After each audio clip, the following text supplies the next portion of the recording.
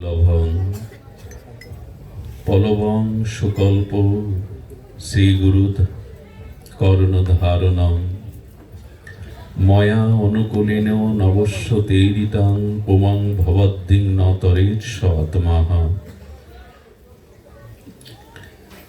দুর্লভ ভজন হেন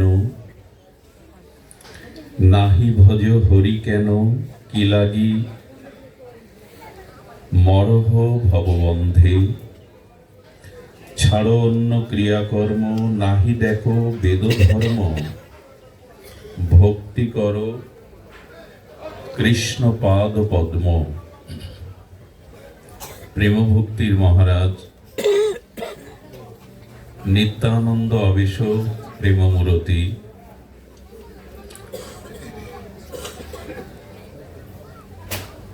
শ্রী শ্রী প্রেমভক্তি চন্দ্রিকায়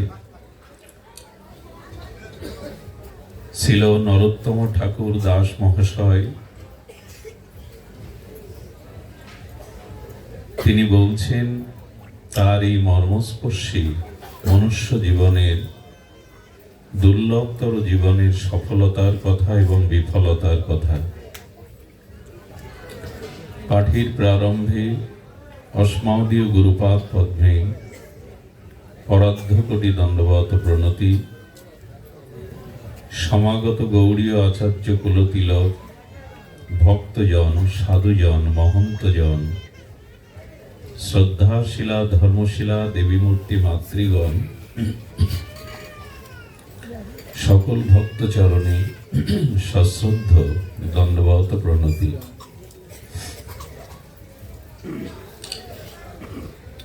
দুর্লভ ভজন হেন নাহি ভজ হরি কেন,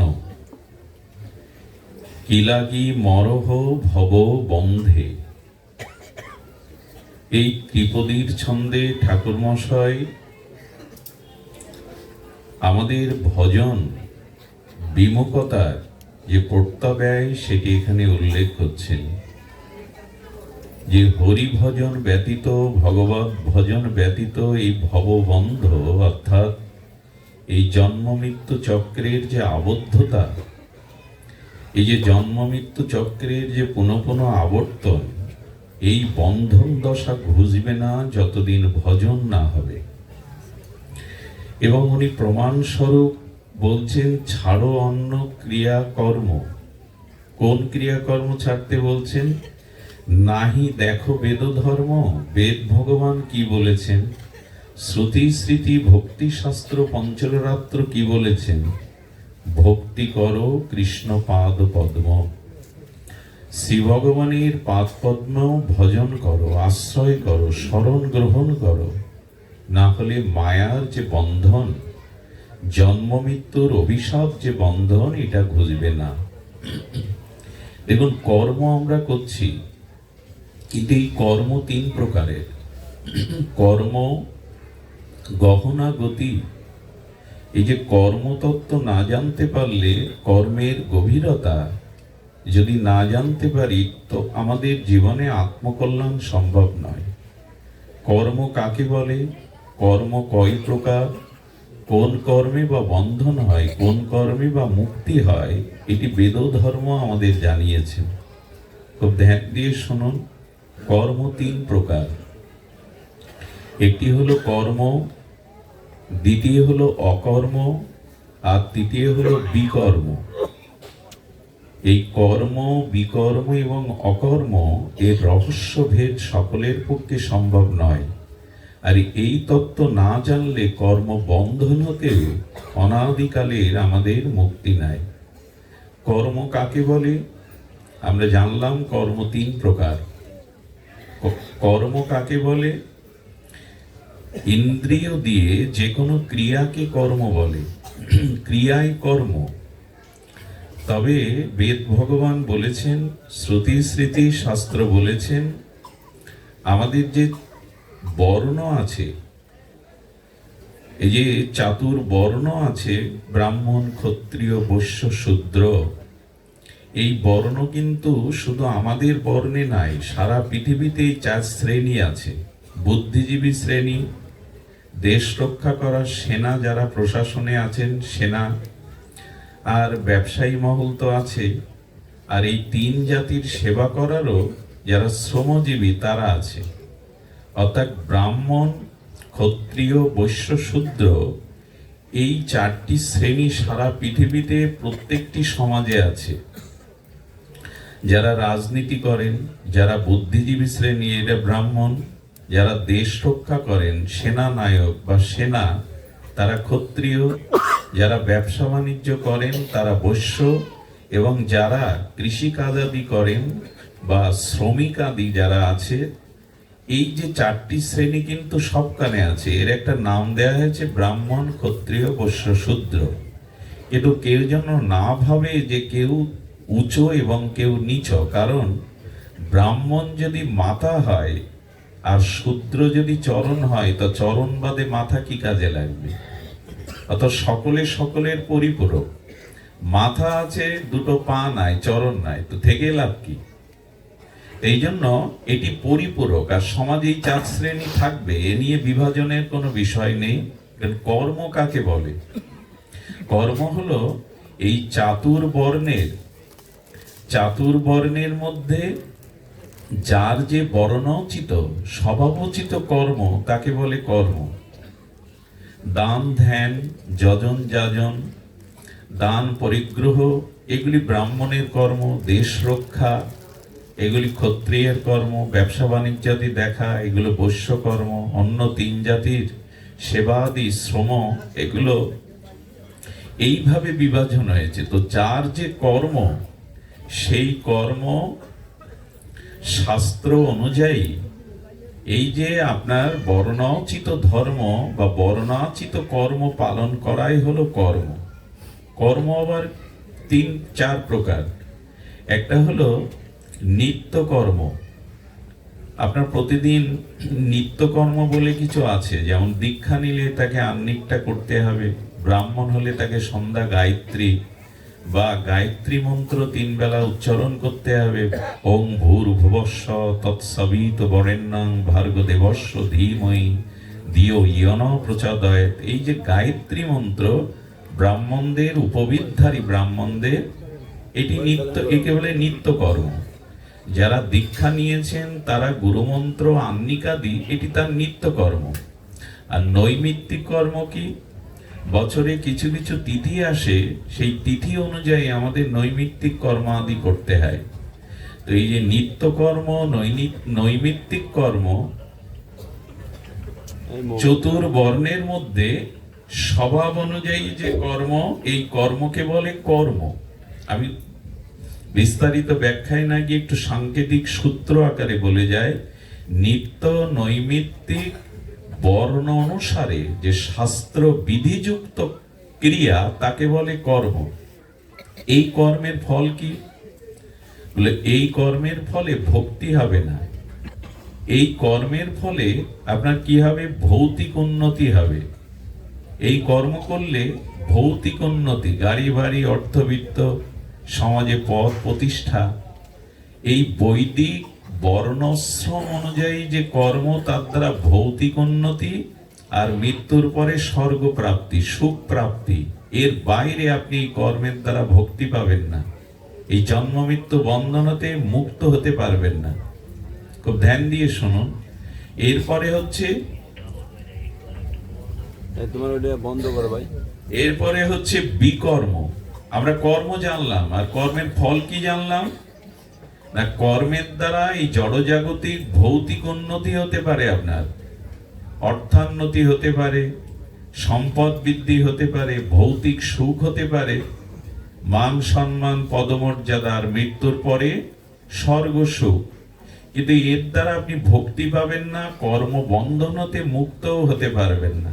একদল আছে ধর্মকর্ম বাদ দাও, কর্ম করো। কিন্তু কোন কর্ম? কর্ম কয় প্রকার, কোন কর্মের দ্বারাই বা ধর্ম সুরক্ষিত, এটা না জেনেই তারা বলিয়া ওড়ায়, আরে ধর্ম রাখো, কর্মই বড়, কর্ম করো। কিন্তু কর্মের ফলটা কি? কর্মের ফল এই দুটি। আচ্ছা, বিকর্ম কাকে বলে? বিকর্ম হলো কিছু মানুষ আছে যে আমি কারো অধীন নই, নিজের স্বভাব স্বেচ্ছাচারিতায় যা কিছু করব আমার মন যা বলে তাই করব। তোমাকে শাস্ত্র মেনে 4:30 উঠতে হবে, শাস্ত্র মেনে মালা জপ করতে হবে, ওসব তালে আমি নেই। আমার মন যা বলে আমি তাই করব। অর্থাৎ বৈদিক শাস্ত্রাদি আর আমাদের সনাতন শাস্ত্রবাদী পরিত্যাগ করে খেয়াল খুশি মতো নিজের প্রবৃত্তি এবং কামনা বাসনার স্বেচ্ছাচারিতায় মানুষ শাস্ত্র লঙ্ঘন করে যে কর্ম করে সেই কর্মকে বলে বিকর্ম। এবং এই কর্মের পরিণতি পতন, স্খলন। এই কর্মের পরিণতি অনাদিকাল এই সংসারের জন্ম মৃত্যু জরাব্যাধি ভোগ করা। কারণ শাস্ত্র কার্যকার্য ব্যবস্থিতি দিয়েছেন। তো ভগবান বলছেন যারা শাস্ত্রের কার্য কোনটা, অকার্য কোনটা, কর্তব্য কোনটা, অকর্তব্য কোনটা, এটি শ্রীগুরু শাস্ত্রতে না জেনে স্বেচ্ছাচারী স্বভাব অনুযায়ী শাস্ত্র লঙ্ঘন করে জীবন। আর এখন প্রায়শ তাই হয়েছে, আমার মন যা চাইছে আমি তাই করব। তোমাকে বাধা দেওয়ার কে? শাস্ত্র আমার বাধা দেওয়ার কে? আমি স্বাধীন, আমার মন যা বলে আমি তাই করব। তো এই করতে গিয়ে কি হয়? গোবিন্দ বলছে ন সুখং না পরমাং গতিং। গীতায় ভগবান বলছে এরকম স্বেচ্ছাচারী স্বভাবে কার্যাকার্য ব্যবস্থিতি শাস্ত্রকে ত্যাগ করে যারা স্বেচ্ছাচারী প্রবৃত্তি অনুযায়ী চলে, ইহ জগতে তাদের সুখ নাই, আর পরকালে তো গতিই নাই। এই জন্য কোনো একটা বিধিবদ্ধ নিয়মে আপনাকে চলতে হবে। স্বেচ্ছাচারী চললে তার জীবন ইহকালেও যেমন সুখ নাই। মানুষ ছুটছে তো সুখের জন্য, কোথায় সুখ? এত অর্থ, সুন্দরী রমণী, এত পদ প্রতিষ্ঠা, সুখ বা কোথায়? সব কিছু করছে নিজের সুখের জন্য, অথচ সে শান্তি পাচ্ছে না, মানসিক রোগগ্রস্ত হয়ে যাচ্ছে। যা চেয়েছিলাম জীবনে তা পাইনি। এই যে অপ্রাপ্তি, এই যে অপ্রসন্নতা, এই যে চিত্তের অপ্রসন্নতা, এই যে মানসিক বিকার, এর একটাই কারণ মানুষ কার্য এবং অকার্য, বিধি এবং নিষেধ না মেনে শাস্ত্র অনুশাসনে যদি না মানে স্বেচ্ছাচারী ভাবে চলে, তবে এই বিকর্মের দ্বারা তার পতন হয়। রাবণের কম শক্তি ছিল? উনি বেদের ভাষ্য রচনা করেছেন। রাবণের পূজা নিতে স্বয়ং শঙ্কর লঙ্কায় যেতেন। বেদের ভাষ্য রচনা করা যা তার বিষয়।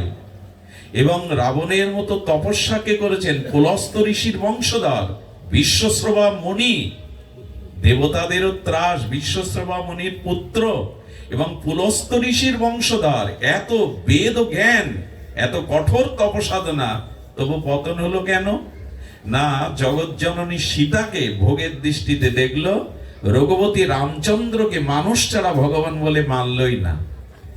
এত বেদের জ্ঞান, বেদের ভাষ্য যিনি রচনা করলেন তিনি ভগবানকেই উপেক্ষা করলেন, শাস্ত্রবাণীকে উপেক্ষা করলেন। রাবণ পতন ঠেকাতে পারেনি। আরে রাম বনবাসী আর রাবণ সোনার লঙ্কায় সুপরিবেষ্টিত। রামচন্দ্রের পেছনে আছে বানরগণ, সেনা, আর রাবণের কাছে কারা আছে? 1 লক্ষ তার পুত্র, 1.25 লক্ষ নাতি। কোথায়?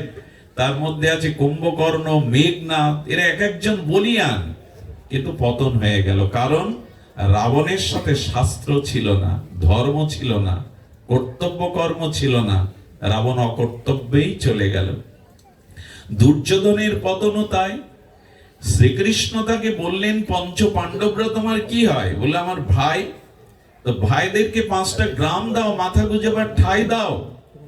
বলেন বিনা যুদ্ধে সুসাগ্র মেদিনীও দেবে না। কাকে বলছেন? ভগবান কৃষ্ণকে। ভগবান বুঝলেন যুদ্ধ ছাড়া, আঙুলে যদি গ্যাংগ্রিন হয় তখন আঙুলটা কাটতেই হয়, নাই পুরো শরীর নষ্ট হয়ে যায়। ভগবান তখন আসন্ন যুদ্ধ দেখে অনেক সন্ধির প্রস্তাব দিলেন, অনেক ধর্মের উপদেশ দিলেন। কিন্তু মহামানী দুর্যোধন, অহংকারী দুর্যোধন বলে বসলেন, জানামিবে ধর্ম কর্মে ন চ প্রবৃত্তি। আমি জানি ধর্ম কোনটা, কিন্তু আমার করার ইচ্ছা প্রবৃত্তি নাই। অধর্ম আমি জানি, কিন্তু ত্যাগ করার ইচ্ছাই আমার নাই। এই স্বেচ্ছাচারী ভাবে যারা চলে, দুর্যোধনের মতো, রাবণের মতো, কংসের মতো, এদের সংসারে পতন হয়। এ হলে ইচ্ছা মতো চলো না। জীবনের একটা কর্তব্য অকর্তব্য বিধি শাস্ত্র দিয়ে গেছেন, ঋষিরা দিয়ে গেছেন। তারা অব্যর্থ মনসার দ্বারা তাদের ভজন উপলব্ধির দ্বারা, অপরোক্ষ জ্ঞানের দ্বারা এই শাস্ত্র দিয়ে, শাস্ত্র কোনো মানুষের লেখা সংবিধান নয়, শাস্ত্র কোনো মানুষের লেখা অদৃষ্টি সম্পন্ন, অদূরদৃষ্টি সম্পন্ন কোনো ভুল সিদ্ধান্ত নাই, নিরপেক্ষর অবাস্মৃতি। শাস্ত্রের প্রতিটি বাণী আপনাকে শাসন করতে পারে। শাস্ত্র শব্দের অর্থ হলো যা আমাদের শাসন করতে পারে। এখন আপনি যদি বলেন আমি শাস্ত্র মানব না, শাস্ত্র আমাকে শাসন করুক দেখি, এই গ্রন্থ গীতা ভাগবত আমাকে কি করে শাসন করবে? বলে একবার শাস্ত্র অমান্য করে দেখুন শাস্ত্র আপনাকে শাসন করতে পারে কিনা। শাস্ত্র না মেনে দেখুন আপনার জীবনের পরিণতি কি হয়। সারা বিশ্বের এত অর্থনৈতিক উন্নতি হচ্ছে, এত শিক্ষা বাড়ছে, এত ডিগ্রি বাড়ছে, কিন্তু মানুষ আজ মানুষ নেই, পশুত্ব বরণ করেছে। সারা পৃথিবীতে অগ্নি দাহ যন্ত্রণা জ্বলছে। এর একটাই কারণ কি? মানুষ শাস্ত্রকেই লঙ্ঘন করে স্বেচ্ছাচারীময় চলছে। এই জন্য বিকর্ম যারা করে তাদের পতন অবশ্যম্ভাবী। বাকি রইল আরেকটি, কর্ম কয় প্রকার? 3 প্রকার। আমরা 2টি বললাম, কর্ম, বিকর্ম, আরেকটি হচ্ছে অকর্ম। এই অকর্ম মানে এটা খুব রহস্যময় একটি কথা ভগবান গীতাতে বলছেন। এই অকর্মকে আবার কর্ম যোগ বলে, কর্ম যোগ বলে। তো অকর্মকে যোগ বলে কেন? একটু ধ্যান দিয়ে শুনুন। সেটি হলো অকর্ম বলতে অকর্ম, কর্ম করেও কর্মের কোনো ফল আপনাকে ভুগতে হবে না। আপনি কর্ম করছেন অথচ কর্মের যে ফলাফল তা আপনাকে ভুগতে হবে না। এবং এই অকর্ম ভগবানে যুক্ত হওয়ার কারণে আপনি প্রেম ভক্তি লাভ করেই মৃত্যুময় যন্ত্রণাময় সংসার থেকে নিষ্কৃতি পেতে পারেন। এই অকর্মটা আমাদের একটু জানা দরকার। দেখুন, এই যে বললাম বিকর্ম শাস্ত্র না মানে, একটা ঘটনা মনে পড়ে। একবার এক রানী, তার বিলাসী জীবন যাপন, তো তিনি রূপ দিয়ে একটা খাট করেছিলেন, মগমলের দামি কাপড় দিয়ে সাজিয়েছেন খাটটা। আর নিষেধ ছিল কোনো কর্মচারী সেবিকা যেন ওই খাটকে স্পর্শ না করে। তো বিলাসী খাট, রূপর খাট, দামি মগমলের কাপড় দিয়ে আর ডিজাইন করে বাঁধানো। রানীমা কোনো একটা কার্যান্তরে যাওয়ায় ওই গৃহের দাসী ওই ঘরে ঢুকে ঘড়ি দেখছে যে রানীমার আসতে এখনো 40 মিনিট বাকি। খাটটা একটু ছুঁয়ে দেখি না। খাটটা ছুঁয়েই নরম মগমলের দামি কাপড়ে হাত বোলাতে বোলাতে মনে হলো রানীমার আসতে এখনো 30 মিনিট, আমি একটু শুয়ে দেখি না। আর প্রথম ভোগ মানুষের খুব রুচি হয়, কামনা বাসনা প্রথম যেটা মানুষ ভোগ করে তাতে খুব অধিক রুচি হয়। তো ওই খাটে শোয়াতে ওর ঘুম এসে গেছে। ঘুম আসলে 30 মিনিট পার হয়ে রানীমা এই দৃশ্য দেখে তার সেবকদের ডেকে বললেন, আমার সামনেই 50 ঘা বেত্রাঘাত করো ওকে। 25 ঘা বেত্রাঘাত যখন করা হচ্ছে তখন ও ব্যথার যে বেদনাটা সেটা প্রকাশ করছে, কিন্তু 25 ঘা পরের 25 ঘা বেত্রাঘাত যখন করা হচ্ছে তখন ও হাসছে। রানীমা বলছে, মারা বন্ধ করে জিজ্ঞাসা করো তো হাসছে কেন? তার উত্তর কি দিল জানেন? রানীমা, তোমার এই বিলাসী খাটে আমি 30 মিনিট শয়ন করেছি, সে ভুল ক্রমে হোক ইচ্ছাক্রমে হোক, তাতে যদি 50টা বেত্রাঘাত পাওনা হয়, যে বিশ্ব ব্রহ্মাণ্ড তো ভগবানেই, তুমি তাকে অর্পণ না করে তার বস্তু ভোগ করছো। আমি হাসছি এই কারণে তোমার কতটা বাড়ি পাওনা হচ্ছে। তো হয় কি, যখন আমরা আমাদের শাস্ত্র লঙ্ঘন করে স্বেচ্ছাচারীময় চলি তখন আমাদের পরিণতি ভালো হয় না। এই জন্য নিবেদন করব, শাস্ত্র রাখুন, আমার মন যা বলে এইসবে চলবেন না। গুরু বাক্য, সাধু বাক্য এবং শাস্ত্র বাক্য যাদের জীবনে অনুশীলন নাই, যাদের জীবনে এই 3টিকে যারা বাদ দিয়েছে, এদের অবশিষ্ট কিছু নাই। সৎ বলতে, মঙ্গল বলতে, কল্যাণ বলতে কিছু নাই। গুরু বাক্য, সাধু বাক্য এবং শাস্ত্র বাক্য, এই 3টি আমাদের জীবনে কল্যাণ আনতে পারে, মঙ্গল আনতে পারে, পতনের হাত থেকে অবারিত পতন হতে রক্ষা করতে পারে। কিন্তু আজ গুরু বাক্য মানে কই? পিতা মাতা, শিক্ষক, তাদের আদেশ মানি আমরা? শাস্ত্র তো জানিই না, যেটুকু জানি তার ভুল ব্যাখ্যা করে ভুল পথে যায়। শাস্ত্রের যথাযথ ব্যাখ্যা নিরূপণ করতে গেলেও সাধনা চাই, অপরোক্ষ অনুভূতি চাই। তো অকর্মটা কি না, কর্ম করেও কর্মের ফল আপনাকে ভুগতে হবে না। সেটি কেমন না, কর্মান্নে বাতিকার আসতে মা ফলেষু কদাচন। কর্ম করতে গিয়ে অকর্মটা কেমন, কর্মে অকর্ম, এটা দৃষ্টান্ত দিচ্ছে ভগবান, যে কর্ম করছি কিন্তু কর্তা আমি নই, এবং এই কর্মের ফল ভোগের কোনো আকাঙ্ক্ষা যখন আমার থাকবে না, কর্ম করেও তখন আমি অকর্ম। একটু দৃষ্টান্ত দিয়ে বুঝলে একটু সহজ হয়। রামচন্দ্র হনুমান দ্বারা পুরো লঙ্কা পোড়ালেন, কত রাক্ষস সেনাকে নিজেই বধ করলেন, লক্ষ লক্ষ শত সহস্র বধ করলেন হনুমান, তার কোনো পাপ এলো না। অথচ সেই রাবণকে, দশাননকে বধ করার ফলে গুরু বশিষ্ঠ বললেন, রাম উনি ব্রাহ্মণ বংশে জন্ম, ওনাকে বধ করায় তোমার ব্রাহ্মণ হত্যা পাপ হয়েছে, তোমাকে অশ্বমেধ যজ্ঞ করতে হবে। হনুমান কিন্তু কাছে দাঁড়িয়েছে, এর কারণ কি, স্বয়ং রাম রাবণ বধ করায়, তার প্রত্যাবায় হওয়ায় তার দিয়ে অশ্বমেধ যজ্ঞ করাচ্ছেন বশিষ্ঠ, আর হনুমান লক্ষ লক্ষ মারলেন, সেখানে তার কোনো প্রায়শ্চিত্ত বা পাপ লাগেনি। এর কারণ কি, এর কারণ হনুমান যুদ্ধটা করেছিল প্রভুর সন্তুষ্টির জন্য, প্রভুর কর্ম ভেবে, নিজের কোনো স্বার্থ বা ফলাকাঙ্ক্ষা তাতে ছিল না। নিজের কোনো ফলাকাঙ্ক্ষা, যেমন দেখবেন ব্যাংকের ক্যাশিয়ার যিনি, তার স্ত্রীর ক্যান্সার, অপারেশনে তার 2 লাখ টাকা দরকার, না হলে ওটিতে নেবে না। আচ্ছা, উনি টাকা জোগাড় করতে পারলেন না, লোন আগে নেওয়া পেলেন না, ওই দিন অফিসে গেলেন, আর ব্যাংকের ক্যাশিয়ারের সামনে কোটি কোটি টাকা থাকে, বস্তা বস্তা টাকা, ওটা কি নিয়ে কাজে লাগাতে পারবে? নেয় কি? মানে কলমটাও কি বাড়ি নিয়ে আসে, চেয়ারটা কি বাড়ি নিয়ে আসে?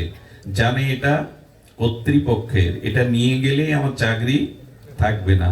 তেমনি জগতে ভগবানেরই কর্ম মনে করে যখন আপনি কর্তৃত্ব অভিমান, মানে আমি করছি এই ভাবনা ত্যাগ করে, আর ওই কর্মের ফলাকাঙ্ক্ষা ত্যাগ করে আপনি কর্ম করতে পারবেন, সেই কর্ম করেও সেই কর্মের ফল আপনাকে ভুগতে হবে না। ভগবত প্রীতার্থে, জগতের কল্যাণার্থে যে কর্ম, এই কর্মের দ্বারা ভগবান সন্তুষ্ট হবেন, এতে আমার কোনো বাসনা বা কামনা, এটা মুখে বলা সহজ, করাটা অত্যন্ত কঠিন। অর্জুন এতজনকে মারলেন, কুরুক্ষেত্রে কত সেনা, 18 অক্ষণী সেনা, সবাইকে বধ করলেন, অর্জুনের ভাব নাই। কারণ কি, ভগবান বলেছেন নিমিত্ত মাত্রং ভবসব্যসাচী। পুতুলগুলোকে কেউ নাচায়, পুতুল নাচে না, তেমন অকর্ম কেমন, ভগবানে মন প্রাণ সমর্পণ করে ভগবানের উদ্দেশ্যে আর জগতের কল্যাণার্থে যে কর্ম করা হয়, সেই কর্ম করেও কর্মর বন্ধন আবদ্ধ কেউ হয় না। এই রহস্যটা কর্মের জানা দরকার। এই জন্য ছাড়ো অন্য ক্রিয়া কর্ম, ঠাকুর মশাই বললেন এইভাবে কর্মের রহস্য জেনে কর্ম করো। আমি করেছি এই অভিমান, আর এই কর্মের দ্বারা আমি এই ফল পাবো, যখন ফলাকাঙ্ক্ষা আসবে। আর একটা মজার জিনিস শুনুন, কর্মে আমাদের অধিকার, কিন্তু ফলে কোনো অধিকার নাই। এইটা আমরা বুঝতে পারি না, কর্ম করেই ফল দাবি করি। কর্মে আমাদের অধিকার, কিন্তু ফলে কোনো অধিকার নাই। আচ্ছা, আপনি ঘরের জানালা করেছেন মৃদুমন্দ বাতাস ঘরে প্রবেশ করবে বলে, এখন প্রকৃতিতে যদি বাতাস না বয় তো জানলা খুলে কি লাভ? আপনি ক্ষেত চাষ দিয়েছেন, বীজ বপন করেছেন, বৃষ্টি হওয়াটা আপনার ইচ্ছার উপর নির্ভর করে না। কর্ম আমাদের অধিকার, কিন্তু ফলে আমাদের অধিকার।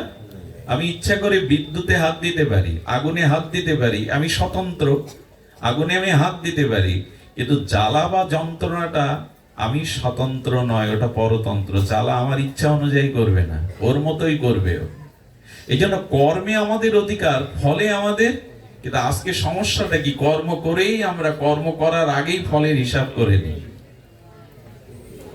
কর্ম করার আগেই আমরা একটা ফল, এতে আমার কতখানি স্বার্থ, এতে আমার কতখানি স্বার্থ সুরক্ষিত হবে, আমার লাভ লোভ কতটুকু।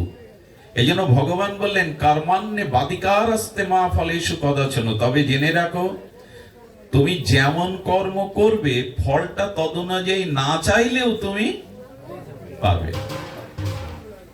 কর্ম যে অনুযায়ী করছো তুমি, চাওয়া লাগবে না, তদ অনুযায়ী ফল তুমি পাবেই। এই জন্য ভগবানের উপরে সমর্পণ করে, এই জন্য বলছেন অকর্ম মানে কর্মযোগ, ভগবানের যুক্ত হয়ে কর্ম করা। অর্জুন গোবিন্দকে বললেন করিষ্যে বচনাং তব, হে গোবিন্দ নষ্ট মহস্মৃতি লব্ধা, তোমার এই চিন্ময় দিব্য লোকত্রিয় বাণী শ্রবণ করে আমার মোহ দূর হয়েছে, এখন আমি সম্পূর্ণ তোমাতে সমর্পিত হয়ে করিষ্যে বচনাং তব, তুমি যেটা বলবে সেটাই আমার জীবনের কর্ম।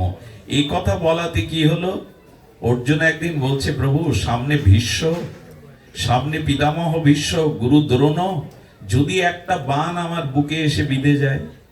কৃষ্ণ তখন বলছেন অর্জুন তুমি সামনে না আমি সামনে? বলে সারথি তো সামনেই থাকে। বললেন জেনে রাখো যেহেতু তুমি আমাকে সমর্পণ করেছো, যেহেতু জেনে রাখো ভীষ্মের পিতামহের দ্রোণাচার্যের বাণ যদি আসে তবে আমি বুক পেতে দেব, তোমার বুকে বিদ্ধে দেব না, কারণ আমি আমাকে তুমি সমর্পণ করেছো, দায়িত্ব আমার।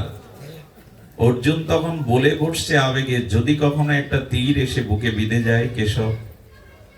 গোবিন্দ তখন দুটো হাত অর্জুনের জড়িয়ে ধরে বলেছিলেন আমি প্রতিজ্ঞা করলাম তোমার আগে আমি জগৎ থেকে অপ্রকাট হব, বিদায় নেব, আমার আগে তোমাকে যেতে দেব না।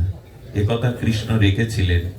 তৃতীয় পাণ্ডব অর্জুনের আগেই ভগবান এই পৃথিবী থেকে অপ্রকাট হয়েছিলেন, এ কথা তিনি রেখেছিলেন।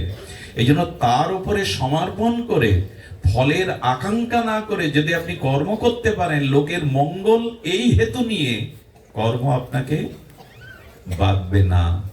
এই কর্মের দ্বারা আপনি ভক্তি লাভ করে ভগবান। এই জন্য কর্মের রহস্য না জেনে এরকম বলা ঠিক না আমি ধর্ম মানি না, আমি কর্মই মানি। ধর্ম বড় না, কর্মই বড়। কিন্তু কর্ম কি তার কাছে জিজ্ঞাসা করবেন। এই তিনটে বিভাজন না জানতে পারলে কর্মের রহস্য আমাদের ভেদ হবে না। আমি একটু তাত্ত্বিক কর্মযোগ নিয়ে বললাম।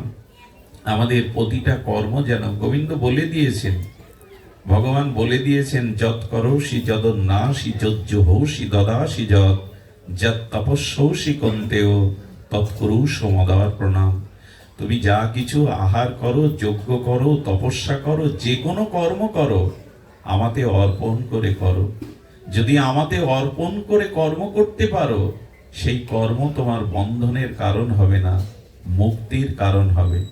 আমি আপনাদের একটু বলি এই বন্ধন আর মুক্তি কোথায়, হাতে পায়ে নয়।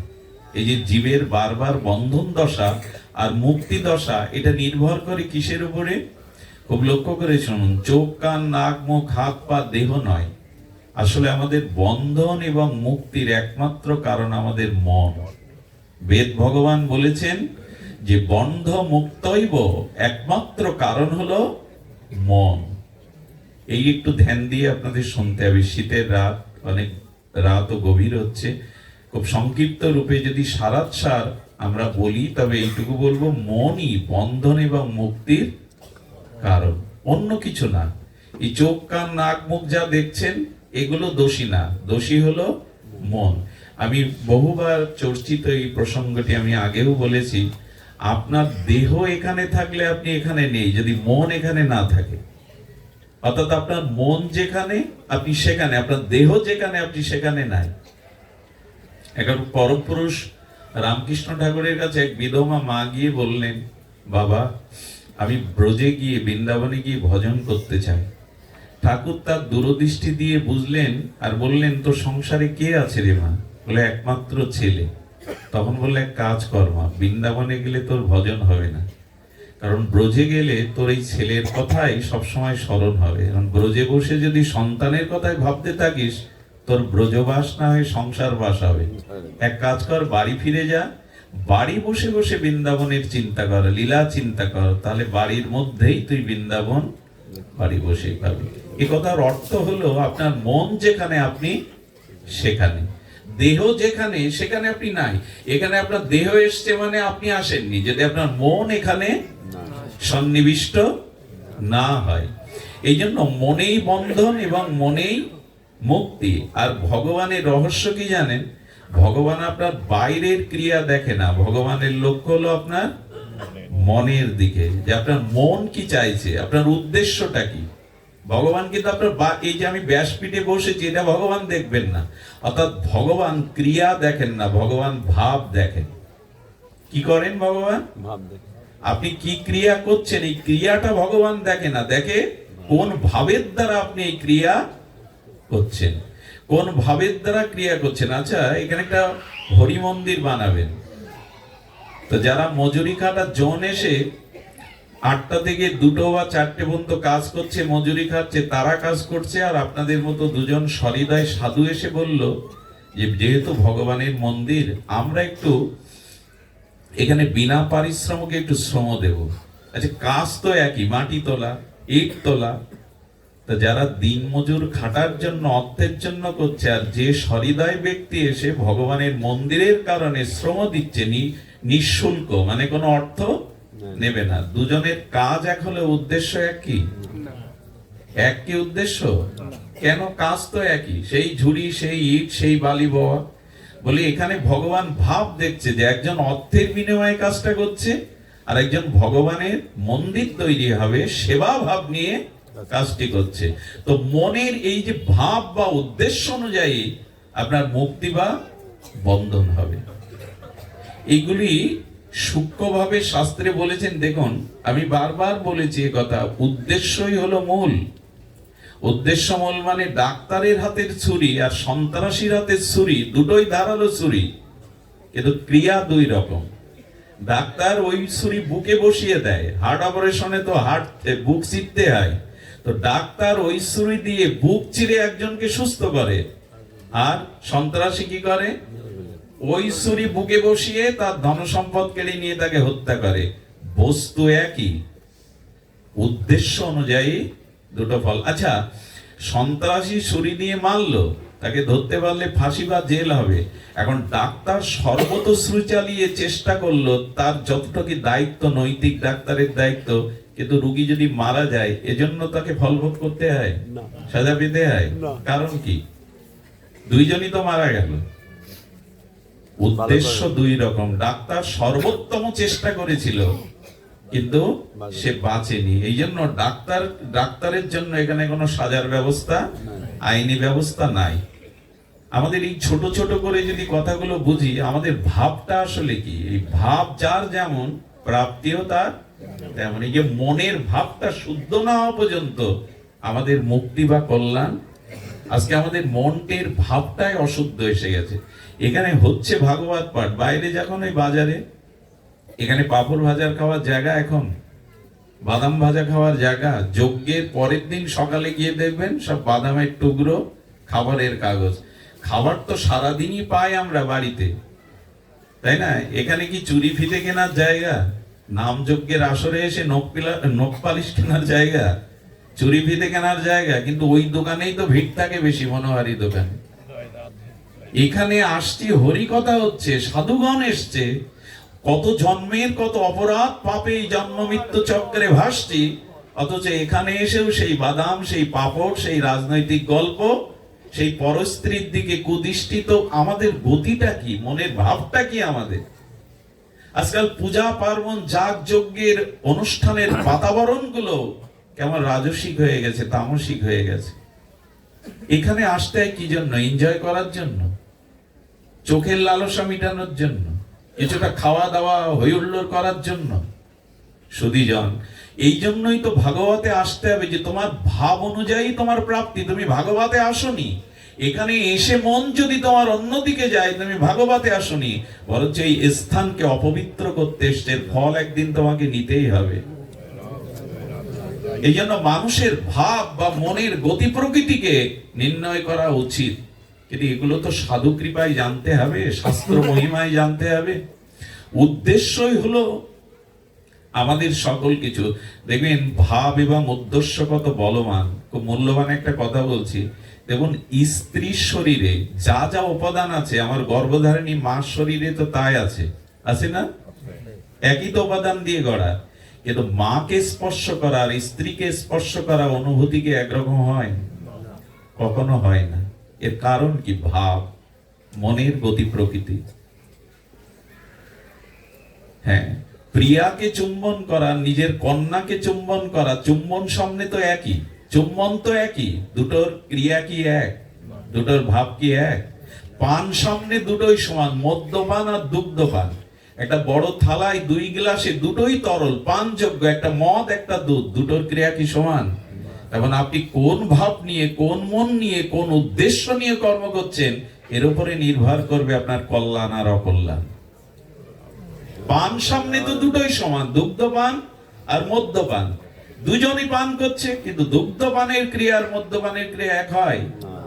দইতা চুম্বন আর কান্তা চুম্বন এক হয়? নিজের শিশু কন্যাকে আদর করা এক হয় কি? আমার স্ত্রীর শরীরে যা যা উপাদান, মায়ের শরীরে সেই একই উপাদান, কিন্তু দুজনের প্রতি দুটো ভাব। এটা হলো মনের ভাবের উদ্দেশ্য। এই জন্য ঠাকুর বলতেন, যার যেমন ভাবনা তার তেমনি লাভ। ভাবটাকে শুদ্ধ করো, ভগবান তোমার বাইরের গতি প্রকৃতি দেখবে না, ভগবানের দৃষ্টি তোমার মনের দিকে, মনের ভাবনার দিকে। এই ভাবটা শুদ্ধ করতে গেলে আমাদের প্রয়োজন ভাগবত শ্রবণ, হরিনামাদি শাস্ত্র অনুযায়ী আমাদের জীবন গঠন করা। আজ হয়েছে কি, অনুষ্ঠান হচ্ছে, হরিকথা হচ্ছে, নামযজ্ঞ হচ্ছে, কিন্তু ভাবের পরিবর্তনটা। একবার মথুরাতে রাত 8টার সময়, তখন এলাহাবাদে ত্রিবেণী সঙ্গমে কুম্ভের স্নান হচ্ছে। তো 3 জন যুবক বলছে, এই নৌকা তো বাধায় আছে, চল তো আমরা নৌকা ছেড়ে দেই, হাল বইটা আছে, আমরা একটু এলাহাবাদে গিয়ে স্নান করে আসি কুম্ভে। এখন ওরা আবেগে নৌকায় উঠেছে, কেউ হাল, কেউ ডাক টানতে বইছে। ভোরের আলো যখন ফুটবে, একজন বলছে এই তো এলাহাবাদে এসে গেছি। পরের একজন বলছে এলাহাবাদের ঘাটটা মথুরার ঘাটের মতো দেখাচ্ছে কেন, ওটা কি এখানে এসে বসালো ইঞ্জিনিয়াররা? পাশে একজন বলছে ভুল বকছেন কেন আপনারা, এটা মথুরারই ঘাট। মথুরার ঘাট, অথচ কাল রাত 8টা থেকে এই পর্যন্ত হাল দাঁড় বাইলাম, তো মথুরার ঘাট কেন? বলে বেয়েছেন বটে, নোঙর তোলেননি, গ্রাফি তোলেননি। গ্রাফি বেঁধে রেখে শিকড়ে যদি হাল বান, দাঁড় বান, যাবে কোথায় নৌকা? তো আমরা এত কিছু করছি, অথচ আমাদের মনের ভাবের পরিবর্তন হচ্ছে না। এই দুর্গা পূজাতে দেখি এখন আমাদের সনাতনী হিন্দু ছেলেমেয়েরা গাড়ি করে বক্সে গান বাজাতে বাজাতে প্রতিমা দেখতে যায়। এটা ভালো, ওরা অল্প বয়স, ওরা তো একটু উচ্ছ্বাস প্রবান হবে। কিন্তু এই যে গান বাজাতে বাজাতে, ঠান্ডা খেতে খেতে যায়, প্রতিমা দেখাটা কি? প্রতিমা শব্দের অর্থ দেখুন, ইয়া দেবী সর্বভূতে মাতৃরূপেণ সংস্থিতা, নমস্তস্যয় নমস্তস্যয় নমস্তস্যয় নমো নমঃ। শাস্ত্র বলছেন প্রতিটি নারীর মধ্যে আমি মাতৃ শক্তি রূপে বিরাজিত। প্রতিমা শব্দটা 4 বার বলুন, প্রতিমা, প্রতিমা। তার মানে কি দাঁড়াচ্ছে? প্রতিমার মধ্যে ওই আদ্যাশক্তি মায়ের অংশ, রাধারানীর অংশ লোকানো। তা আমি যে দৃষ্টিতে মা দুর্গাকে দেখছি প্যান্ডেলে, পূজা প্যান্ডেলে, যদি ওই চোখে অন্য স্ত্রীকে না দেখি, প্রতিমা দেখা হয়নি, পাপ জোগাড় করেছেন আপনি। প্রতিমা মানে প্রতিমা, ইয়া দেবী সর্বভূতে মাতৃরূপেণ সংস্থিতা। আমি প্রতিটি নারীর মধ্যে ওই আদ্যাশক্তির অংশ স্বরূপে বিরাজিত আছি। তো পূজা প্যান্ডেলে গিয়ে দুর্গাকে যে দৃষ্টিতে দেখছি, যদি অন্য রমণীকে সেই দৃষ্টিতে না দেখি, আপনি প্রতিমা দেখেননি, আপনি আপনার কামনাকে জাগিয়েছেন। তো এইগুলো আমাদের ছেলেদের কে বোঝাবে যে প্রতিমা দেখাটা এমন নয়। আরো একটা জিনিস শুনুন, দুর্গাকে যারা গিয়ে প্রণাম করে, দুর্গা তাদের প্রণাম নেবে না। কালী মা, জগদ্ধাত্রী মা, মনসা মা, যে মাকেই প্রণাম করেন, আপনার প্রণাম নেবে না যদি গর্ভধারিণীকে আপনি নিত্য প্রণাম না করেন। মা বলছেন 10 মাস যিনি গর্ভযাতনা সহ্য করলো, বুকের রক্ত দুধ করে যে তোকে প্রতিপালন করলো, সেই মাকে প্রণাম নেই, অথচ মন্দিরে গিয়ে মাকে বলছেন তাদের জন্য আমার দুয়ার বন্ধ থাকলো। যারা গর্ভধারিণীকে প্রণাম না করে দেবী প্রণাম করতে ছুটে যায় মন্দিরে, তাদের জন্য আমার দুয়ার, আশীর্বাদের দুয়ার বন্ধ থাকলো। এই চেতনাগুলো ভাগবত না জানলে, শাস্ত্র জ্ঞান এদের না দিতে পারলে, সব থেকে সমস্যা হয়েছে সনাতন হিন্দু ধর্মে বৈদিক শিক্ষা ব্যবস্থা নেই, ধর্মীয় কোনো শিক্ষা ব্যবস্থা। আর ক্লাসে যেটা আছে ওটা 8ম সাবজেক্ট, পড়লেও হয় না পড়লেও হয়। আর বাড়িতে পিতামাতায় আহ্নিক করে না, শাস্ত্র অধ্যয়ন করে না, তো সন্তানরা কি শিখবে? এই না শিখতে শিখতে সবগুলো ঝড়ের মতো, টর্নেডো হয় না মাঝে মাঝে 2-5 মিনিট ঝড় বয়ে যায়, আর তাতে এর চাল ওর ঘাড়ে আর এর গাছ ওর খেতে, একটা টর্নেডো মানে কি বৈদ্যুতিক ঝড়, সব ওলট পালট হয়ে যায়। তার শাস্ত্র না জেনে, ভাগবত সাধুসঙ্গ না করে আমাদের বর্তমান প্রজন্মের সবকিছুই ওলট পালট হতে শুরু করেছে। পূজা মানেই তামসিকতা, এইগুলো আমরা তৈরি করে দিচ্ছি, কারণ তাদের সেই জ্ঞান দিতে পারিনি। এ দোষ তাদের নয়, ছোটবেলা থেকে ধর্মীয় অনুশাসন নাই। ভাগবতেও বা কটা মানুষ আসে, ভাগবত বা কটা মানুষ মন দিয়ে শোনে? সুধীজন, আপনাদের মতো যারা প্রগতিশীল ভক্তির চিন্তা করেন, জীবন পরিবর্তনের চিন্তা করেন, কিছুটা এগিয়ে যাওয়ার জন্য চিন্তা করেন, তারাই হয়তো ভাগবতের দুটো কথা মন দিয়ে শোনে। বলবার উদ্দেশ্য ছিল মনের ভাবটাকেই ভগবান গ্রহণ করেন। মনে যদি কপটতা থাকে, ভাব যদি শুদ্ধ না থাকে, তবে ভগবান আপনার তা গ্রহণ করবেন না। খুব অপরূপ একটা কথা স্মরণে এলো। দুর্যোধন কুরুক্ষেত্রের যুদ্ধের আগে কৃষ্ণকে নিজের পক্ষে নেবে বলে শকুনির প্রচারণায় পড়ে কৃষ্ণকে নিমন্ত্রণ করেছিল, হে যাদব, আপনি আমার বাড়িতে নিমন্ত্রণ নিয়ে আসুন, একটু সেবা নিন। এখন কৃষ্ণ আসলে তাকে 56 ব্যঞ্জন খাইয়ে, লাইট প্যান্ডেল তৈরি করে, তার স্তুতি প্রশংসা করে, তাকে সিংহাসনে বসতে দিয়ে যাতে কৃষ্ণের ক্ষমতাটা নিজের পক্ষে নিতে পারে, এই কপটতা ভাবে, বাইরে ভক্তির ভাব আর ভেতরে কপটতা ভাব নিয়ে তোরণ নির্মাণ করলে, যেমন মন্ত্রী মহোদয় এলে অনেকগুলো গেট তৈরি করে না, সেই তোরণ সাজিয়েছেন, সমস্ত রাজপ্রাসাদ আলোকসজ্জায় সজ্জিত করেছেন, 56 ব্যঞ্জন রান্না করেছেন। যাদব কৃষ্ণ বলবে বলে সিংহাসনটাও সুন্দর করে পরিপাটি করে সাজিয়েছেন। কৃষ্ণ রথ থেকে নামার সাথে সাথে শিখিয়ে দিয়েছে ফুল ছড়াবে, আর বাসুদেবায় নম, কৃষ্ণায় নম, যাদবায় নম বলে স্তুতি করবে। যেই এই পয়সাওয়ালা লোকগুলো আর পুরোহিতগুলো বলতে শুরু করেছে, কৃষ্ণ কানে আঙুল দিয়েছে, সংকেত দিচ্ছে জগৎকে। সংকেত হলো এই, যাদের মনে আমার প্রতি শ্রদ্ধা নেই, ভাব নেই, যারা ভেতরে এক বাইরে এক কপট, এই কপট ব্যক্তির হরিনাম পর্যন্ত আমি কানে নেই না। যারা কপট করে, অর্থাৎ উদ্দেশ্য মহৎ নয়, ভাব মহৎ নয়, তাদের নাম আমি শুনি না। কানে আঙুল দিলেন। এরপরে কৃষ্ণ দাঁড়িয়ে, দুর্যোধন বলছে আপনার জন্য সিংহাসন সুরক্ষিত, বসুন আপনি কৃপা করে। যাদব কি বলেছিলেন জানেন? খুব মার্মিক এই কথাগুলো। কৃষ্ণ বললেন, আমি সিংহাসনের উপরে কাঁটা দেখতে পাচ্ছি দুর্যোধন, কাঁটার উপরে একটা মানুষ বসে কি করে? ওই কাঁটা তো রাখিনি, নরম মখমল দিয়ে সাজিয়ে রেখেছেন।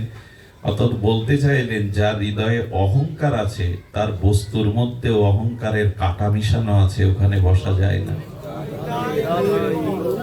এরপরে বললেন, যাদব আপনি 56 ব্যঞ্জন একটু তো আহার করুন, এখানে তো একটু বসে আহার করুন, কত কষ্ট করে। এবং শ্রীকৃষ্ণ কিন্তু বেয়াই হতেন দুর্যোধনের।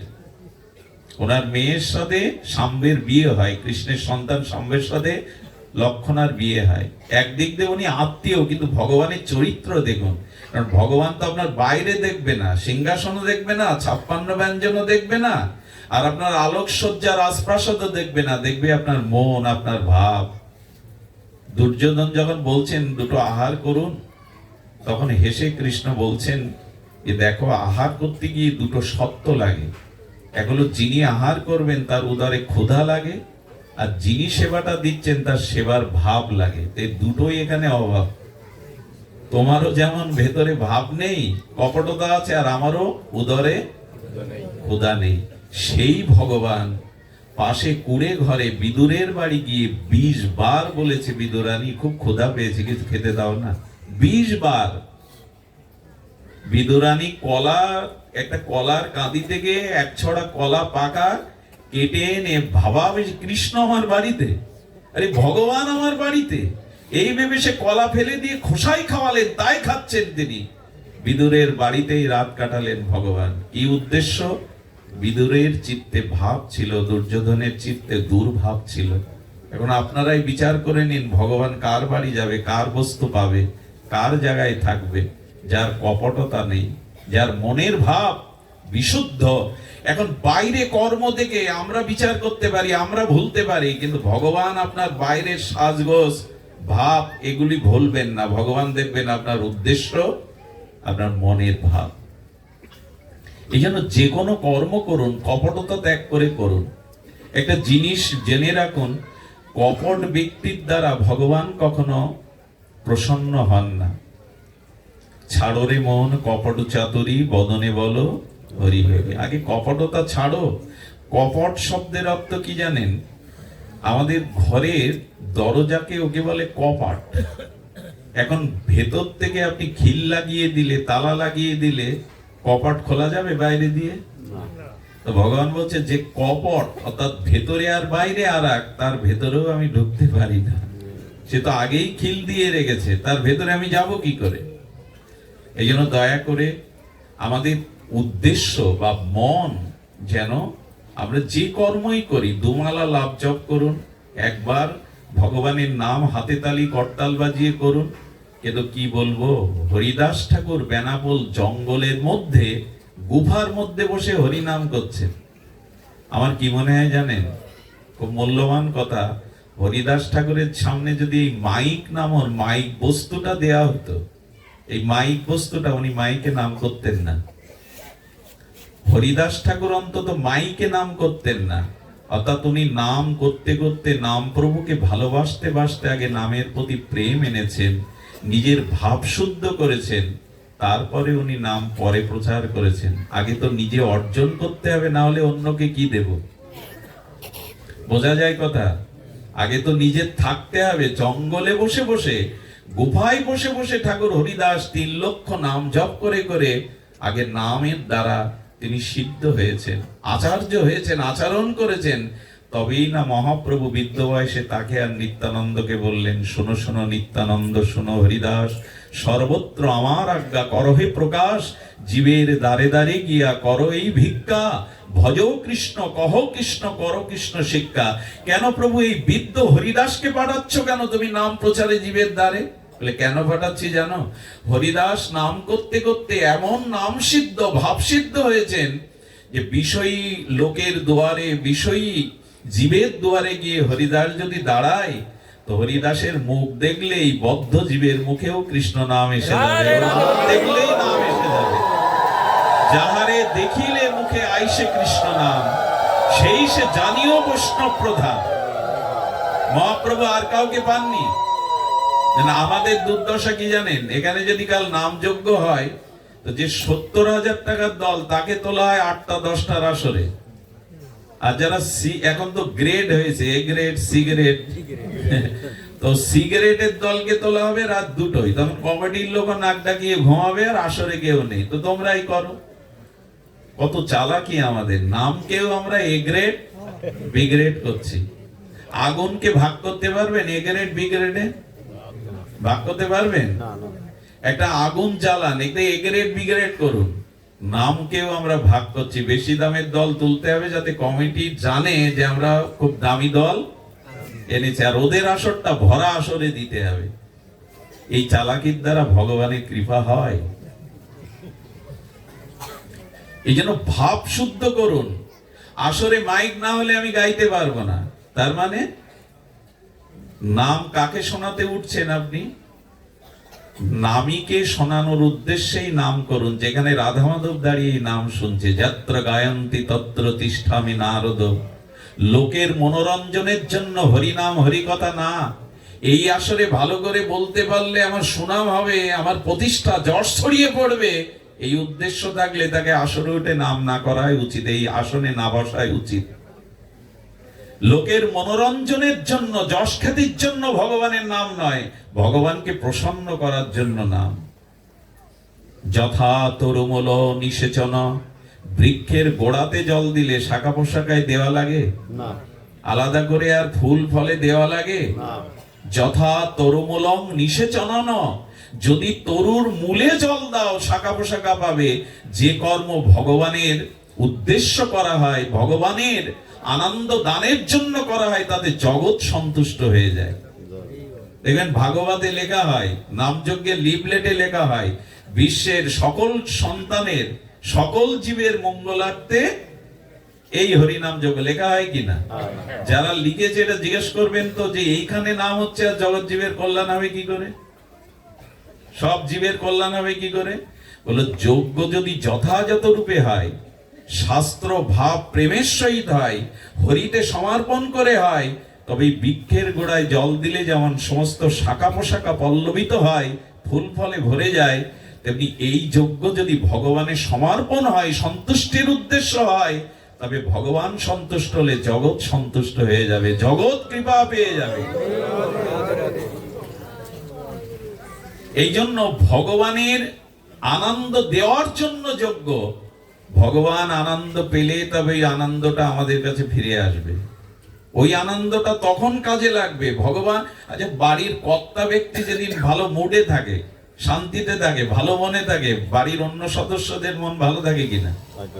সেদিন খাওয়া দাওয়া একটু আনন্দ, গান বাজনায়। কিন্তু বাড়ির মূল মালিকের যদি কোনো ব্যাধি বা অশান্তি থাকে মনে, বাড়ির অন্য সদস্যদের কি হয়? মন ভালো থাকে? তার আনন্দ ফুর্তি করতে পারে? যজ্ঞের উদ্দেশ্য হলো যজ্ঞেশ্বর ভগবানকে আনন্দ দেওয়া, সুখ দেওয়া। এই উদ্দেশ্যে যদি করতে পারেন, তখনই জগৎ জীবের কল্যাণ হবে। যেমন আপনি অভুক্ত, আপনি 5 দিন জল অন্ন পাননি, আপনি চোখ তুলে চাইতে পারছেন না, চরণ চলছে না, আপনার হস্ত বাহু উঠছে না, এখন অন্নের থালা 5 দিন পরে আপনার সামনে এলো, তা হাত উঠছে না বলে কি অন্ন হাতে দেবেন? চোখ দেখতে পাচ্ছে না বলে অন্ন ব্যঞ্জন চোখে দেবেন? কোথায় দিতে হয়? মুখে দিয়ে পাকস্থলিতে গেলে তখন সমস্ত ইন্দ্রিয় আবার বলবান হয়। তেমনি ভগবান সন্তুষ্ট হলে এই যজ্ঞ সকলেই সন্তুষ্ট হবে, সকলের ভিতরে কৃপা লেবে আসবে। ভগবানকে সন্তুষ্ট না করে আমরা যদি আমাদের সন্তুষ্টির জন্য ইচ্ছা মতো করি, তাতে কল্যাণ হবে না। এই জন্য গীতায় বলছেন যে না, শাস্ত্র মুৎসৃজ্য কাম কারতা, কামনা বাসনা স্বেচ্ছাচারী ভাবে কিছু করতে যেও না, শাস্ত্রের নির্দেশনায় কর্ম করো। গুরুদেব কেন লাগবে, সাধু কেন লাগবে? তারাই নির্দেশ দিবেন, তারাই শাস্ত্র জানাবেন এইভাবে করতে। আমার বলবার উদ্দেশ্য ছিল যে দেখুন, মনের ভাবনাটাই আমাদের জীবনে আমাদের কল্যাণ বয়ে আনবে। তাই আসুন আমরা মন শুদ্ধ আর ভাব শুদ্ধের দিকে দৃষ্টি দেই, ক্রিয়ার দিকে নয়। ক্রিয়া যেমনই হোক, মনের ভাব শুদ্ধতা থাকুক। মনে আছে আপনাদের? হ্যাঁ, লীলাটি বড় মার্মিক লীলা, রুই দাসের কথা। এই ভক্ত রুই দাস জুতো সেলাই করতেন, আর ওই মনে মনে ভগবানের নাম করতেন। সাধুদের জুতো সেলাই করে পালিশ করে টাকা নিতেন না, ওইটাই মনে করতেন সাধুদের প্রতি আমার প্রণাম বা শ্রদ্ধা। আর যেটুকু হতো, ওই 4 আনা পেলে 2 আনা গঙ্গা দেবীর পূজায় লাগাতেন, সেবায় দিতেন সাধুদের কাছে। আর যা থাকতো 1 মুঠো সিদ্ধ করে রামপ্রভুকে, ভগবানকে ভোগ লাগিয়ে স্বামী স্ত্রী পেতেন। অতিথি এলে আবার 1 মুঠো তাকে দিতেন। এইভাবে জুতো সেলাই করে, ভগবানের নাম করে, গৃহে বৈষ্ণব সেবা দেয়। ভগবান ওর ওই দুর্দশা দেখে, চালে খড় নাই, রোদ বৃষ্টি পড়ে, রামচন্দ্র স্বয়ং একদিন তিনি মানুষের রূপ ধরে এসে জুতা সেলাই করতে এসেছেন রবিদাসের কাছে। খুব মন দিয়ে শোনো, রবিদাসের কাছে যখন জুতো সেলাই করেছে, কিছু দেওয়ার সময় বলছেন, আপনি সাধুজন, আপনি ভক্তজন, আমার একটি নিয়ম আছে, আপনি এই অর্থ সাধুদের কাছে নেই না। রামচন্দ্র তখন ভগবান বললে, দেখো, আমি একটু তীর্থ ভ্রমণে বেরিয়েছি, আমার কাছে মূল্যবান একটা জিনিস আছে, এটা তুমি রাখো। ভগবান ওর অভাব দূর করবার জন্য কি এনেছেন জানেন? পরশ পাথর। বলে, এইটা তুমি রেখে দাও, আমি তীর্থে যাচ্ছি, আমার কাছে এটা নিরাপদ নয়। ওইটা নিয়ে যখন ওই যে জুতো সেলাই করার একরকম লোহার আছে না, কি যেন বলে ওকে, ওইটাই যেই লেগেছে, একটা অংশে সোনা হয়ে গেছে। বলে, সর্বনাশ, এটা তো পরশ পাথর, এটা কেন আমাকে দিচ্ছে? বলে, এটা আপনি রাখুন। বলে, আমি এটা রাখবো না, আপনি কে ভালো করে পরিচয় দিন। এই সোনা দেখিয়ে আমার উপাসনা কেড়ে নিতে আসছেন, পরীক্ষা করতে আসছেন? এগুলো আমার প্রয়োজন। দেখুন, ভাবের উদ্দেশ্যই ভগবান দেখে। বললেন, এগুলো আমি রাখবো না। বললাম তো পরে আমি নিয়ে যাব। ভগবান ভাবলেন, সমাজ যদি ওর কাছে রাখি, অভাব অরণ্যে কখনো হয়তো একটু সোনা পেয়ে যাবে। কি করেছিলেন জানেন? চালের পাতায় গুজে রেখেছিলেন। ওদিকে তার স্মরণে ছিল না। প্রভু ছমাস পরে এসে দেখছেন সেই কুড়ে ঘর, সেই জল রোদ ঝরে, সেই জুতো সেলাই করে, সেই ছেঁড়া পোশাক। ভগবানের দেখে মনে হলো পরশপত রেখে দিলেও যারা চালে গুজে রাখে, অথচ লোভ যায়নি, ভজন, দরিদ্রতা, বৈষ্ণব সেবাই তার লক্ষ্য। এসে বলছেন কি, তুমি সেই পরশপতর কি করেছো? বলো, ও যে আপনিই তো সেই। আরে ওটা চালে গুজে রেখেছে, আপনি নেন তো। যখন ওটা ভগবানের হাতে ফিরিয়ে দিচ্ছে, ভগবান যেতে যেতে বললেন, সববার কি তুমি জিতবে? একবার আমাকে জিততে দেবে না? শুধু কি তুমি জিতবে, আমাকে জিততে দেবে না? ভগবান তখন স্বরূপে দেখা দিয়ে বলছে, দেখো আমি স্বয়ং রঘুপতি রামচন্দ্র, তোমার ভক্তিতে, তোমার হৃদয়ের ব্যাকুলতায় আমি এসেছিলাম কিছু দিতে। হাত জোর করে বললেন, প্রভু সোনা দিয়ে উপাসনা কেড়ে নিতে চেও না। জগতের কোনো কিছু তো আমার চাওয়া পাওয়ার নেই। দেখুন, প্রকৃত ভক্তরা জগতের কিছু চায় না। কারণ এই জগতে আমরা যখন আসি না, তখন স্ত্রী, পুত্র, পিতামাতা সম্বন্ধগুলো তৈরি করে আসি না, এসেই তৈরি করি। আবার মৃত্যুর পর এই সম্বন্ধগুলো থাকেও না। আর কি অদ্ভুত এই জগৎ! আপনার হাতের আংটিটা পর্যন্ত ওরা মৃত্যুর পরে খুলে নিয়ে ঘরে তোলে, কিন্তু আপনাকে ঘরে তোলে না। এই জগৎটার রহস্য বুঝতে পারি না আমরা। এই জন্য ঋষিরা বলেছেন, ভক্তর জগতের কিছু চেয়েও না, জগৎকে না চেয়ে জগদীশ্বরকে চাও, ভগবানকে চাও, সব পাবে। যং লব্ধা চাপারাং লাভং অন্নাতে নাধিকান্তত যস্মিন স্থিত ন দুঃখেন গুণাল্লভে বিলাসচতে। ভগবানকে চাও, সব পাবে। দেখুন, যদি শূন্য দেন, এই শূন্য যদি 1 কিলোমিটার কোনো কাগজে, কোনো দেয়ালে শূন্যই দেন, শূন্য একটা তো বামে দিলে তবে মান হবে। তো যার জীবনে ভগবান চাওয়া নেই, এই জগতে ভৌতিক অর্থবিত্ত, সুন্দরী রমণী, টাকা পয়সা, মর্যাদা পেয়ে কি হবে? আজকের যে রাজ সিংহাসনে বসেছে, কালকে তাকে কারাগারে পচে মরতে হয়। এই সংসারটা তো এমনই। তাই আমাদের রূপ সনাতন কখনো জগতের কোনো বস্তু চায়নি। তারা চেয়েছিল তোমাতে যাতে ভক্তি হয়, তোমার চরণে যাতে ভজন করতে পারি। ন ধনং ন জনং ন সুন্দরিং কবিতাং বা জগদীশ কামায়ে। আমি এগুলি চাই না। এই জগতের কোনো কিছু পেয়ে আমি এটা রাখতে পারবো না। জগৎ অনিত্য। আরো একটি কথা বলে রাখি, জগতে প্রকৃত সুখ নাই ভজনে ছাড়া। ভগবান ভজনে ব্যতীত এই জগতে সুখ কোনো বস্তুতেই নাই। এইটা বিশেষ কৃপা না হলে সাধুগুরুর বুঝতে পারি না। ভগবান তখন বললেন, একবার আমাকে জিততে দাও, কাল থেকে তোমার বিগ্রহের চরণের কাছে 4টে করে স্বর্ণ মুদ্রা আমি দিয়ে দেব। এটা কেন জানো? তোমার গৃহে বৈষ্ণব সেবা হয়, ভক্ত সেবা হয়, এ দিয়ে তুমি ভক্ত ভগবানের সেবা করো। হাত জোর করে রুইদাস বলছি, এসেছো প্রভু, ভালো কথা, চরণ দর্শন করিয়েছো, এটা তোমার করুণা কৃপা, কিন্তু খবরদার স্বর্ণ মুদ্রা যদি আমার ঘরে দাও, আমি কিন্তু তোমাকেও ঘরে রাখবো না। ওগুলো এলে যে আমার ভজন নষ্ট হবে, অর্থ সামর্থ্য বিত্ত বৈভব এলে আমি তোমাকে ভুলে যাব, এগুলো দিও না। পরের দিন সকালে ভগবান দেওয়াতে ওইগুলো ছুড়ে দিয়েছিলেন গঙ্গায়। গোবিন্দ রামচন্দ্র ভগবান কৃপা করে অনুরোধ করেছিল, 2টো অন্তত রাখো, বৈষ্ণব সেবায় লাগবে। ভগবানের কথা রাখতে গিয়ে ওই 2টো করেই যা পেতেন বৈষ্ণব সেবায় দিয়ে দিতেন। ভাবটা কেন দেখুন, একবার কাশীর রাজার রাজপুরোহিত রাজার পক্ষ থেকে প্রতিদিন গঙ্গা পূজা করতে যেতেন, বিবিধ রাজ উপাচার নিয়ে। ওনার পায়ের খড়মটা একটু সমস্যা হয়েছে, রুইদাসের কাছে আসছে। ওনার হাতের পরশ পেয়ে বলছে, তোমার হাত এত কমল, আর দিব্য নাম হচ্ছে তোর। জ্যোতি দেখে পণ্ডিত ব্যক্তি তো বুঝতে পেরেছে রুইদাসকে। বলে, তোমার নাম অনেক শুনেছি, তুমি সেই রুইদাস, ধন্য তুমি। পণ্ডিত যখন তাকে টাকা দিতে গেল, বলে, আমি তো নেই না, ভক্ত পণ্ডিত যারা তাদের কাছে আমি কোনো অর্ঘ্য নেই না। ও দেখে ভালো লাগলো। বলে, আপনি কোথায় যাচ্ছেন পণ্ডিত প্রভা? বলেন, আমি প্রতিদিন গঙ্গার ঘাটে যাই, আর গঙ্গাতে রাজার উদ্দেশ্যে রাজ উপচার নিয়ে আমি গঙ্গা পূজা করতে যাই। রুইদাসকে তখন বলছে, তুমি যাবে? কি বলেছিল জানেন? বলেছিল, দেখুন আমি গঙ্গায় যাই না, বলে কেন যাও না? কাশীতে বাস করো, কাশীর গঙ্গায় যাও না? বলে যায় না কেন জানেন? ওখানে অনেক সাধু বৈষ্ণব মহাত্মারা স্নানে আসে। আমি তো মুচি, আমি তো নিচ জাতি, আমি তো অভজন। আমার মুখ দেখলে যদি ওদের ভজনে বিঘ্ন হয়, ওদের যাত্রা ভঙ্গ হয়, তাই জানো তো একটা কাজ করতে পারে।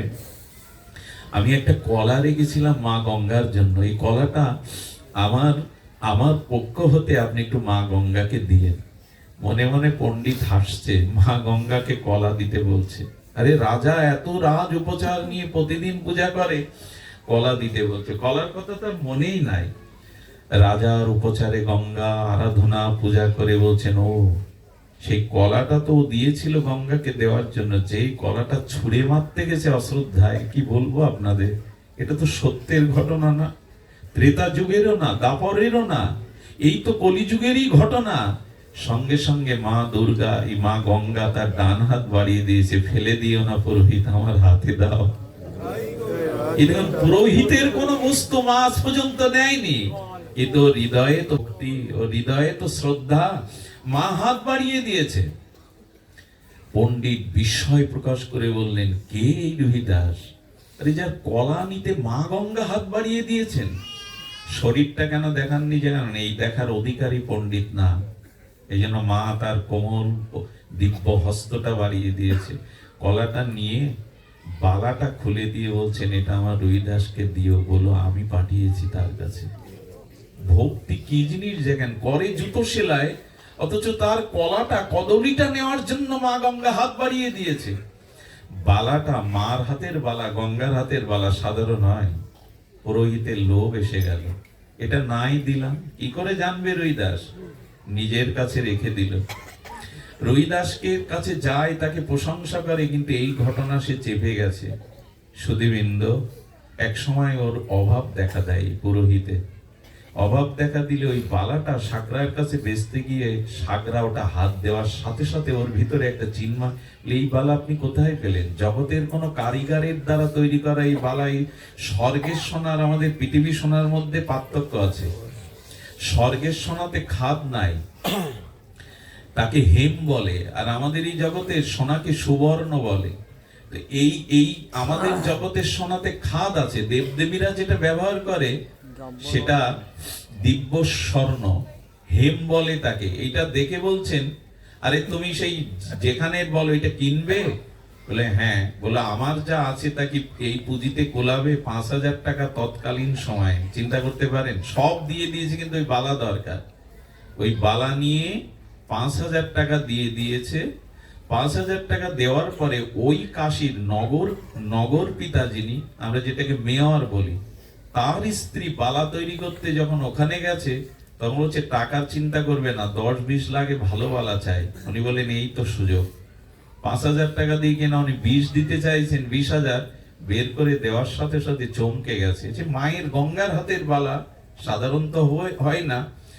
এই নগর পিতার স্ত্রী বিলাসী ছিলেন, ধনী ছিলেন, ওইটা কিনে নিয়ে গেছে। আর মায়েদের একটা স্বভাব হলো, ভালো কিছু অলংকার হলে অন্য কেউ দেখাবার একটা প্রবণতা তার মনে চলে আসে। ওনার সাথে আবার ওই রানীর একটা সখ্যতা ছিল, রানীর সাথে ওনার একটা সখ্যতা ছিল। রানীর বাড়ি গিয়ে যখন এই বালা রানী দেখেছে, আরে দেখার সাথে সাথে চমকিত হয়ে বললেন, এই বালা কোথায় পেয়েছো তুমি? বলে অমুক সাগরার কাছে। রানীমা ওই সাগরাকে ডেকে পাঠালেন রাজপ্রাসাদে, এই বালা তুমি কোথায় পেয়েছো? আর একটা বালা এই জাতি আমাকে গড়ে দিতে হবে। বললেন, মা এটা আমার পক্ষে সম্ভব না রানীমা, এটা দিব্য বানা। বলে কোথায় পেয়েছিলে বলো। যখন বললেন পুরোহিতের কাছে, রাজাকে ডেকে বললেন, পুরোহিতকে ডাকুন তো, এই বালা সে কোথায় পেয়েছে। পুরোহিতকে বলছেন, আরেকটি বালা যদি তুমি যার কাছ থেকে করেছো বা কিনেছো না দিতে পারো, আমি তোমার প্রাণদণ্ড দেব। আর গোপন রাখা যায়? পুরো ঘটনা বলছেন, যে কোনো অবস্থাতেই আর একটা বালা তোমাকে এনে দিতে হবে। রুহিদাসের চরণে এসে পড়েছে, আমার বড় অন্যায় হয়ে গেছে, আমার বড় অন্যায় হয়ে গেছে, ক্ষমা করো আমায়, কিন্তু এখন আমার প্রাণ বাঁচাও, আমার প্রাণ বাঁচাও, কারণ আরেকটি বালা না হলে রাজা আমাকেই মৃত্যুদণ্ড দিয়ে দেবে। সাধুর চিত্ত পর দুঃখে কাতর হয়। বলে একবার আমার সাথে গঙ্গায় চলো। বলে আমি তো অধিকারী নই, তবে আপনি কাঁদবেন না, আপনার ব্যথা দূর করার আমি চেষ্টা করছি। উনি ওই যে চামড়া ভেজায় না, এই চামড়া ভেজানো যেটা থাকে ওতেই স্তব করছেন মাকে। স্তব করতে করতে কি বলবো, গল্প শোনাতে বসিনি আপনাদের, মা আর একটা হাত বাড়িয়ে দিল তার মধ্যে। মন যদি হয় চাঙ্গা, কঠোরিতে গঙ্গা, এরকম একটা প্রবাদ আছে, ওর মধ্যেই গঙ্গা। আরে এই রুহিদাসের বাড়ি অর্জুন নিমন্ত্রণ করতে এসেছিল বৈষ্ণব সেবা, আর তাকে চামড়া ভেজানো পুকুরে অর্জুন চান করতে পারে? স্নান করতে গিয়ে চামড়া সরিয়ে দেখে মকর বাহিনী গঙ্গায় ওখানে বসে। মা তুমি এই চামড়া ভেজানো? একবারও বলো না, রুহিদাসের মালা নেওয়ার জন্য প্রতিদিন আমি অপেক্ষা করি এখানে বসে। ভগবান তো ভক্তির কাছে বস। অহং ভক্ত পরাধীন, আমি সরাট বিভু চৈতন্য সর্বশক্তিমান তত্ত্ব, কিন্তু আমি পরাধীন আমার ভক্তের কাছে। আমি ভক্তের অধীন, আর কারো অধীন নই। রুহিদাসের এই তত্ত্ব জেনে ওই রাজা দীক্ষা নিয়েছিলেন রুহিদাসের কাছ থেকে। গঙ্গা কটুরিতে হাত বাড়ায়। এই রাজা এসে বললেন, গুরুদেব শুনেছি চরণামৃত পেলে জীবন ধন্য হয়, কৃপা হয়, আপনি আমাকে একটু চরণামৃত দিন। উনি তখন ধ্যানে ছিলেন, জুতো সেলাই করছেন আর ধ্যানের মধ্যে ভগবানকে স্মরণ করছে। ওই ধ্যানস্থ মনে গোবিন্দের চরণ বিধৌত চরণামৃত মনে করে ওই চামড়া ভেজানো জল ওর হাতে দিয়ে দিলেন। আচ্ছা যত হোক রাজা তো, তার সংস্কারে বাদে না। রাজা তখন কি করলেন জানেন? ওই চামড়া ভেজানো জল পান করবেন কি, উনি কোটের পকেটের মধ্যে, এটা আবার ফেলে দিলে অন্যায় হবে, ওনার শ্রী গুরুদেব কোটে রেখে দিলেন। বাড়ি এসে দেখে কোটের কোনাতে না দাগ হয়েছে। রাজার কোটে দাগ থাকলে মানায়? উনি ধোবাকে ডেকে বললেন, এটা যেভাবে হোক কেচে পরিষ্কার করে দাও। কি বলবো, ভক্তির মহিমা, ভাবের মহিমা। দেখুন রুহিদাস বসে আছে কোথায়, ওইটা কাস্তে কাস্তে যখন রাজার আজ্ঞা পালন করবার জন্য কাস্তে কাস্তে দাগ তুলতে পারছে না, তখন ওটা সাবান দিয়ে আর একটু জল দিয়ে ভিজিয়ে দাঁত দিয়ে চুষে তুলতে গেছে দাগটা। যেই চোষণ করতে গেছে, ওই চরণামৃতের এমন মহিমা, ওর মধ্যেই ভাগবত ভাবের বিকার ঘটে গেছে। অষ্টসাত থেকে কখনো কাঁদে, কখনো হাসে, কখনো গড়াগড়ি যায়, কখনো ভাগবত স্তুতি করতে শুরু করে। এই ভাব দেখে বলল মনে উন্মাদ হয়ে গেছে, পাগল হয়ে গেছে। কখনো কাঁদে, কখনো হাসে, কখনো গড়াগড়ি যায়, কখনো ভাগবতের স্তুতি, অথচ লেখাপড়াই জানে না ধোবা। রাজার কাছে সংবাদ গেল, রাজার কাছে গিয়ে বলল, আমি লেখাপড়া জানি না, আমি সাধন ভজনও কিছু জানি না, কিন্তু আপনার কোডের কোনায় দাগে এমন কি আছে বলতে পারেন? কিসের দাগ? ওটা চোষণ করতে গিয়ে সেখান থেকে আমার এই ভাব দেখা দিয়েছে। রাজার বুঝতে আর বাকি রইল না। পরে গিয়ে আর একদিন চেয়েছিলেন, গুরুদেব একটু চরণামৃত কৃপা করে দিন। হেসে রুহিদাস বলেছিল, ওই চরণামৃত জীবনে দ্বিতীয়বার আর তুমি পাবে না। এই ভাবটাই হলো মূল। উনি মনে করেছে চামড়া ভেজানো আরে জল। আমি বলতে চেয়েছিলাম আপনার মনের ভাব অনুযায়ী ভগবান আপনাকে কৃপা করবেন। এই জন্য বাইরের দেখাবার কিছু নেই, বাইরের ক্রিয়াতে ভগবানকে ভোলানো যাবে না। মনের শুদ্ধ ভাবকেই ভগবান গ্রহণ করেন। ছোট্ট একটা লীলা বলি, আর এই ভাবটা আসবে সরলতা দ্বারা। কিসের দ্বারা? এই জন্য বললেন, ভক্তি করো কৃষ্ণ পাদ পদ্মে, ছাড়ো অন্য ক্রিয়াকর্ম, নাহি দেখো বেদ ধর্ম। দেখো নিয়মের থেকে, আর নিয়মের থেকে ভগবানের ভক্তি বড়, ভাবই বড়। কি বলবো আপনাদের, এই ভাবের কথা শুনলে অবাক হয়ে যেতে হয়, যদি এর অধিকারী আমরা না, তবু শুনুন। মনে আছে বামা খাবার কথা? তারাপীঠে বামা খাওয়া বড় হয়েছে, কিন্তু মা তারাকে সে বড় মা বলে ডাকে। এই জন্য মাঝে মাঝে উনি তো আত্মভোলা মন্দিরে একদিন প্রস্রাব করে দিয়েছেন, মার মন্দিরে। কমিটির লোকজন ডেকে পরের দিন ঘাট ধাক্কা দিয়ে বের করে দিয়েছে। উন্মাদ পাগল, মার মন্দিরে যে প্রস্রাব করে তাকে দিয়ে তারাপীঠের পূজা। 3 দিন বামা পড়েছিল, ও মা, মারি আমি তো তোকে বড় মা মনে করি, মায়ের কোলে সন্তান বুঝি প্রস্রাব করে না, তাতে মা বুঝি অপরাধ নেয়? 3 দিন না খেয়ে পড়েছিল। কি বলবো, মার মন্দিরে ভোগ হয়েছে, কিন্তু 3 দিন মা গ্রহণ করেনি। পূজারীকে স্বপ্ন দেখালো, আমাকে কেন না খাইয়ে রেখেছিস 3 দিন? বলে, মা তোমার ভোগ রাগ তো হচ্ছে প্রতিদিন। বলে, না, আমার বামা যে 3 দিন খায়নি। আমার বাবা না খেলে তো আমি খাবো না। বলে মা, ও তোমার মন্দিরেই প্রস্রাব করে দিয়েছে, এটা শাস্ত্রবিধি নয়। তারা মা সেদিন বলেছিল, মায়ের কোলে সন্তান প্রস্রাব করলে মা অপবিত্র হয় না, অবগুণ নেয় না সন্তানের। সেই দিন থেকে কি নিয়ম জানেন? আগে বাবার ভোগ হবে, তারপরে মায়ের ভোগ হয়। এখনো তারাপীঠে ওই নিয়ম, আগে বাবার ভোগ হবে, ওই ভোগটা মাকে নিবেদন করা হয়। এগুলো কি ব্যাখ্যা দিয়ে বোঝাবার কথা? ভাবটা চাই। ও মনে করে তারা মা আমার মাই, বড় মা, এই রূপেই তাকে দেখতেন। শিশু সুলভ তার ভাব ছিল। এখানে বারবার যে কথাটি আমি প্রতিপাদন করবার চেষ্টা পাচ্ছি, সেটা হলো অন্তরের ভাবটাকেই শুদ্ধ করতে হবে। ভগবান ভাবগ্রাহী জনার্দন, বস্তুগ্রাহী নয়। তিনি অন্তরের ভাব দেখেই কৃপা করেন। যার যত হৃদয় শুদ্ধ আর যার যত নিষ্কপট হৃদয়, সরল হৃদয়, ভগবান তাকেই কৃপা করেন। ছোট্ট একটা মহারাষ্ট্রের ঘটনা শুনুন। এটা বলেই আমি পাঠ রাখছি, বড় অপূর্ব। যতবার বলেছি এই ঘটনা, ততবার হৃদয়টা দ্রবীভূত হয়। এক ধনী পরিবারে, মধ্যবিত্ত পরিবারে, ধনী নয়, একটা শিশুর জন্ম হলো।